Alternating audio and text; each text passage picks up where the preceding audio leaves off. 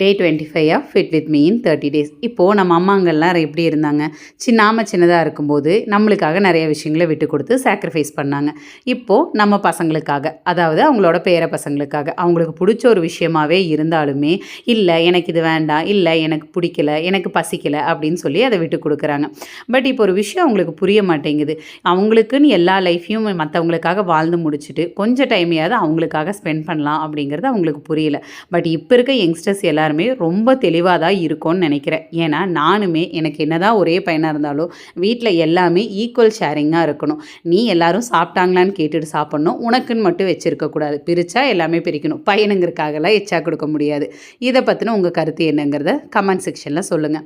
Morning எந்திரிச்சு dry fruits and nuts சாப்பிட்டுட்டு classes முடிச்சுட்டு வந்துட்டு ஒர்க் அவுட்டையும் முடிச்சுட்டு 2 சப்பாத்தி, கொஞ்சமாக சிக்கன் கிரேவி, அது கூடவே பப்பாளி சாப்பிட்டேன். லஞ்சுக்கு 100 grams rice, cabbage, carrot beans பொரியல், கொஞ்சமாக பருப்பு.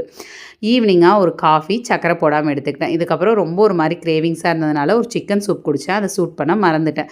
அதுக்கப்புறம் மதியம் வச்ச அதே பொரியல், முட்டை வேக வச்சது சாப்பிட்டு இன்றைக்கி எல்லாத்தையும் கலோரிஸ் பிரேக் டவுன் பண்ணி நோட் பண்ணி முடிச்சு டேவை முடிச்சாச்சு. தேங்க்யூ.